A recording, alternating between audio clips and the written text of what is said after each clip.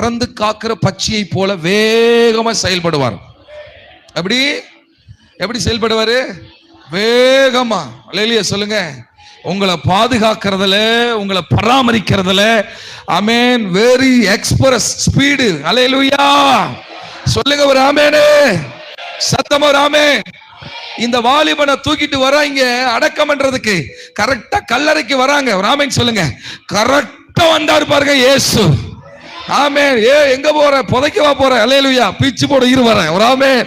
நேரா வந்தாரு. ஆமென். பாடையில ஒருத்தர் செத்து கிடக்குறான். இப்ப இந்த அம்மா அழுதுட்டே இருக்குது. அல்லேலூயா சொல்லுங்க.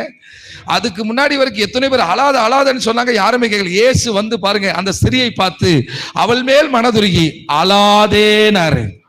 லூக்கா 7:13-17 திருப்ப வேண்டாம். என்ன சொன்னாரு? அழாதே. ஆமென். உடனே இந்த அம்மா கப்புன்னு அடங்கிருச்சு சத்தம். பக்கத்துல பாக்குறாங்க, அடியே நாங்க எத்தனை முறை சொன்னோம் அழாதுன்னு, அழுதுட்டே இருந்த. இப்ப இவரு சொன்ன உடனே அழாதுன்னு சொன்னா அப்படி அழுகாம இருந்துட்டேன். வெளியில சொல்லுங்க.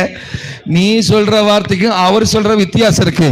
நீ சொன்னா அழுக சேர்ந்தவர், அவர் சொல்லிட்டாருன்னா அன்னையோட அழுக கண்ணீர் நிப்பாட்டி ஆனந்த கண்ணீர் வரும். இந்த மாசத்துல உன் அழுகையின் கண்ணீர் நிறுத்தப்படுவதாக, ஆனந்த கண்ணீர் வருவதாக. இப்படியா தட்டுவீங்க? விசுவாசத்தோட தட்டணும். இந்த மாசத்துல உங்க அழுகையின் கண்ணீர் ஸ்டாப். ஆனந்த கண்ணீர், அழுகையின் கண்ணீர் நிறுத்தப்படட்டும். குடும்பத்தை குறிச்சு வடிச்ச கண்ணீர் நிறுத்தப்படட்டும்.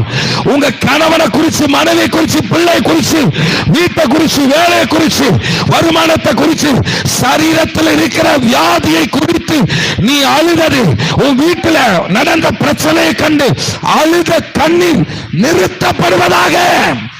இந்த மாசம் ஆனந்த கண்ணீர் வரும்.